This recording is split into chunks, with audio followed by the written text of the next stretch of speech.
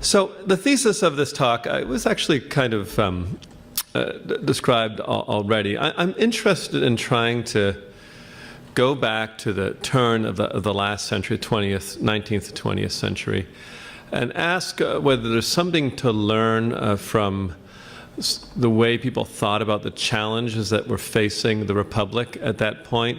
In particular, go in mind the work of Louis Brandeis, who in some ways, at least in economic policy and antitrust, has almost become a forgotten figure. He's still obviously very respected and thought well of as a justice, but I wanted to see if there was maybe more to what he was saying than we maybe currently give credit.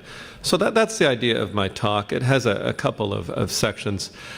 I'm going to talk first about our current environment for a little bit. Then I want to sort of rewind to the trust era, the turn of the 20th century, and talk about the economic visions, spending more time in particular on Brandeis and his ideas and some of the things he stood for, and then talk about whether these ideas might have some power or relevance in our times, and finally talk about some of my ideas for contemporary antitrust policy.